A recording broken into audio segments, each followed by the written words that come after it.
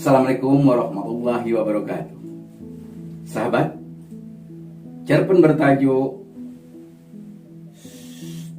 Suksesi Sumur Tua sudah dimuat di surat kabar Tanjung Pinang Pos yang diterajui sastrawan terbilang Bapak Rida Kaliamsi. Jom simak Suksesi Sumur Tua.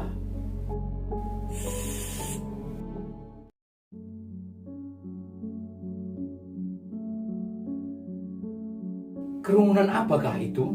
Lelaki tua itu penasaran dan bertanya dalam hati, sembari terus mendekati kerumunan. Lelaki dan perempuan, tua dan muda, bahkan anak-anak berhimpun pepat memenuhi lembah gersang di ceruk antara dua tebing yang ditumbuhi rumput salihara bermacam suplir dan pakis gajah. Suara riuh dan sorak-sorai menggema sampai ke hutan karet meranggas yang mengelilingi lembah. Lelaki tua itu terus merambat mendekati kerumunan. Beberapa lelaki muda dan kekar menyambut kedatangan lelaki tua itu dengan cemooh dan pandangan melecehkan serta mencibir sinis. Kami saja yang segar bugar dan terlatih masih ragu. Ini kan pula engkau, lelaki tua ringkih.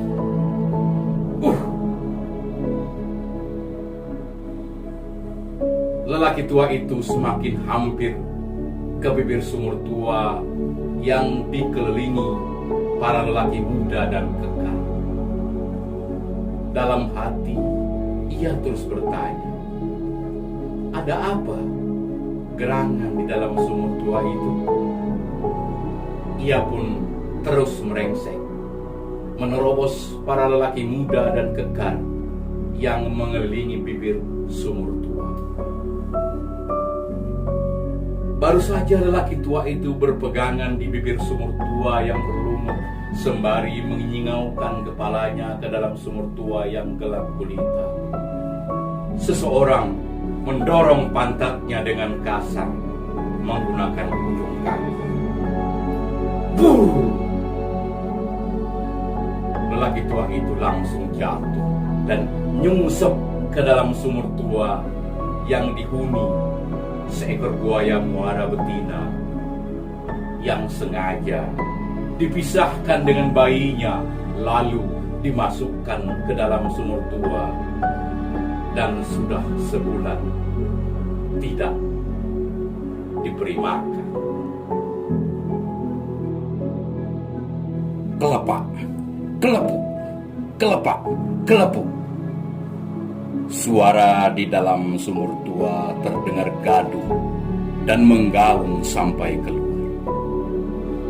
Para lelaki muda dan kekar yang mengelilingi bibir sumur tua membelalak dan saling pandang satu sama lain, lalu tertawa terbahak-bahak membayangkan lelaki tua di dalam sumur tua yang sedang dipelasah buaya muara betina lapar yang tengah marah karena dipisahkan dengan bayinya.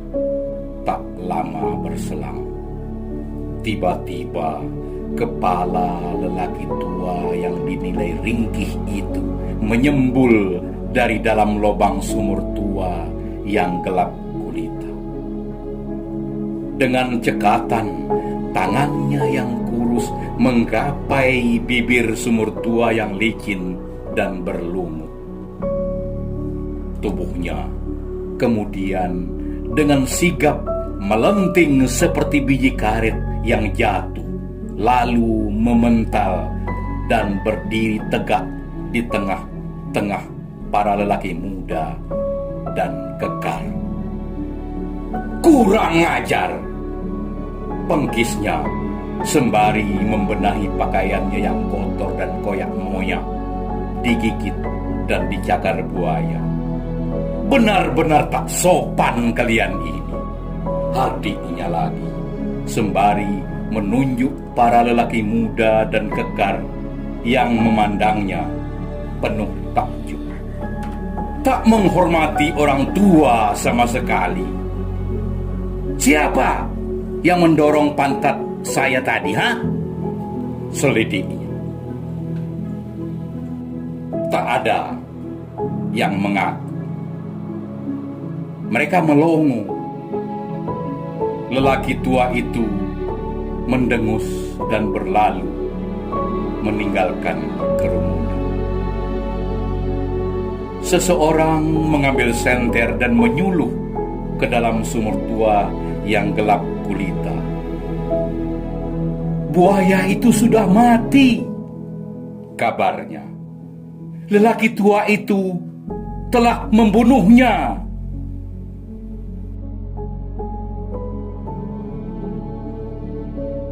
Kabar pun lendang ke langit, berita pun rebak ke bumi. Sayembara sudah ada pemenangnya. Seorang lelaki tua berhasil membunuh buaya muara betina di dalam sumur tua.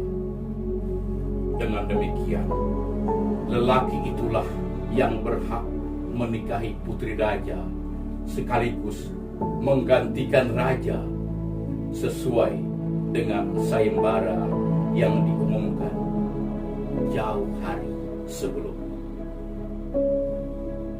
Tapi siapakah lelaki tua itu? Di manakah rumahnya? Segala hulu balang pun dikerahkan melacak keberadaan lelaki tua pemenang sayembara. Akhirnya tempat tinggal lelaki tua itu ditemukan juga.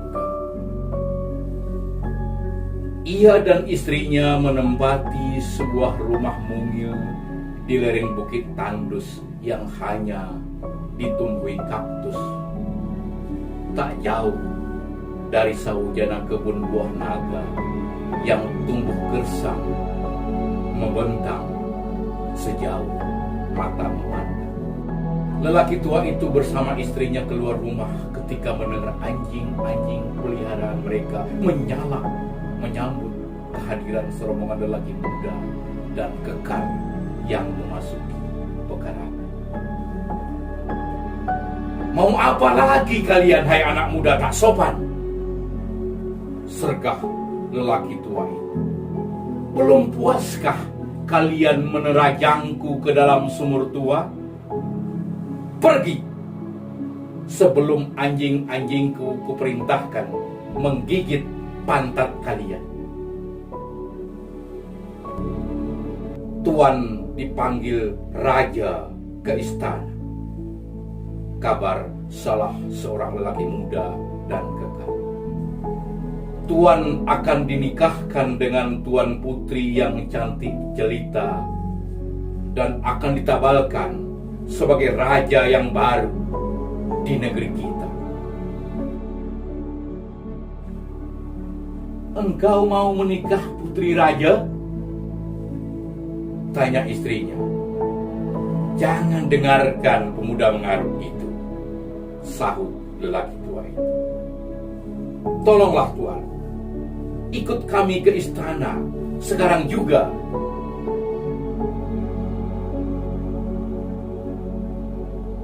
Jangan paksa suamiku menikahi tuan putri dan menjadi raja.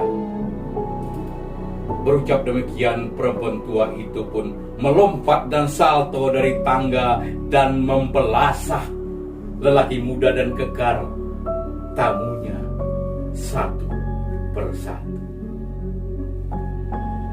Raja yang menerima laporan para hulu balangnya yang pulang babak belur semakin penasaran. Siapa sebenarnya pemenang sayembara itu? Tuan Putri pun tak sabar ingin secepatnya melihat calon suaminya. Raja kemudian mengutus ratusan hulu balang muda yang lebih kekar dan kuat untuk menjemput sang pemenang sayembara itu. Berhasil. Pemenang sayembara dibawa menghadap raja di balairung istana. Segala sesuatu menyangkut prosesi pernikahan dan penabalan raja yang baru pun disiapkan. Sang pemenang sayembara pun dimandikan, didandani dan dipersandingkan dengan Tuan Putri, lalu didudukkan di singgasana, ditabalkan menjadi raja. Raja yang lama membuka mahkotanya yang bertatah permata ratna mutu manikam dan memasangkannya ke kepala raja yang baru dengan senyum bahagia dan lega. Bersama istri, keduanya berpegang tangan, melangkah pasti meniti air mata, meninggalkan istana dengan hati seringan kapas.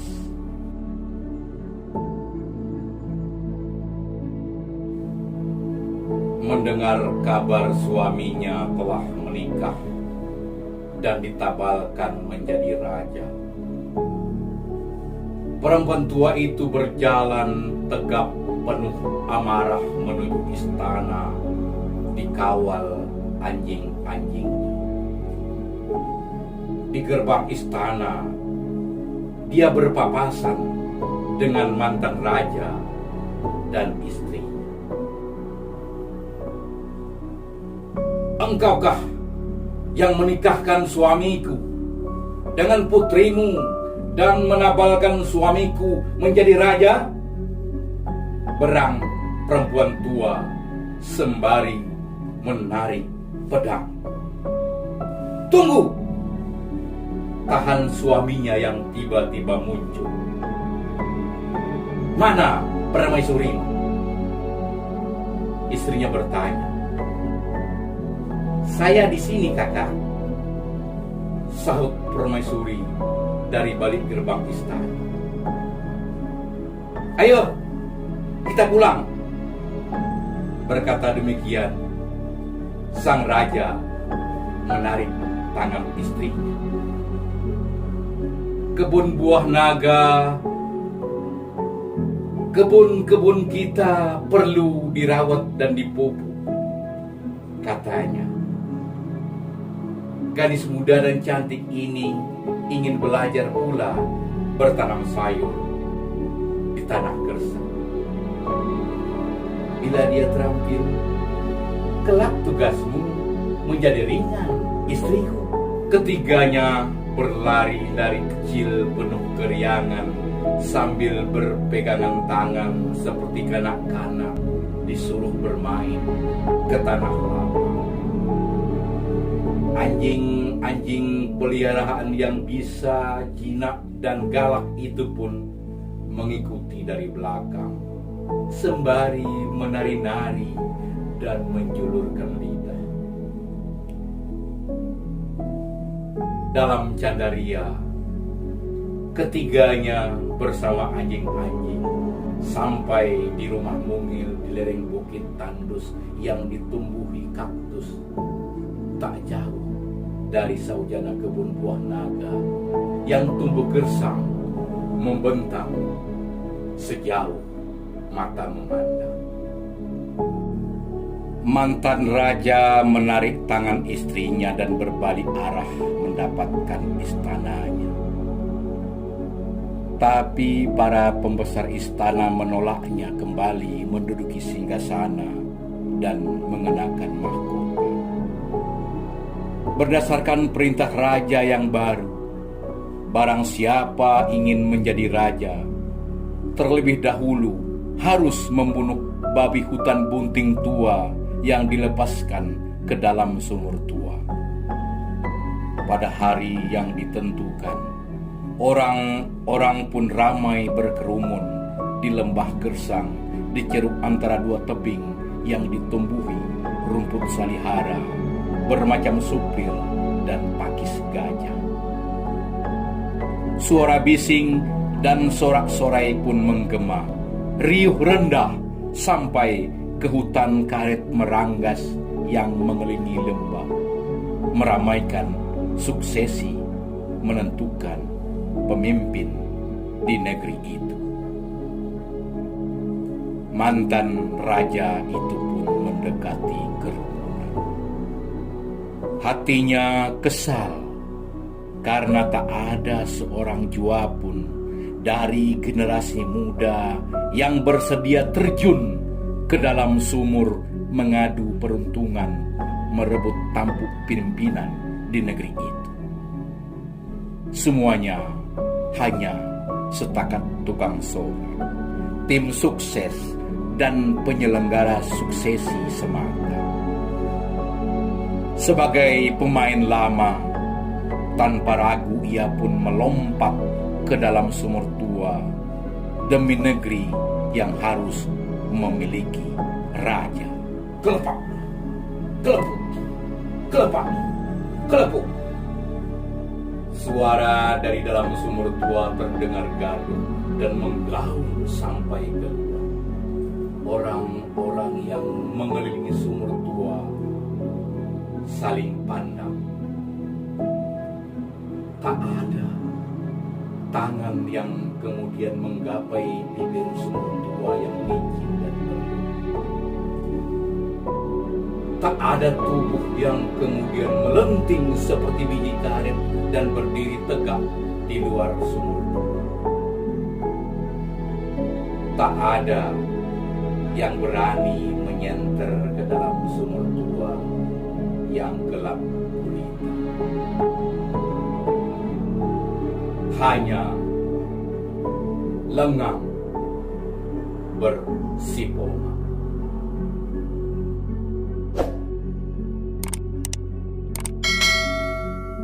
Terima kasih. Wassalam.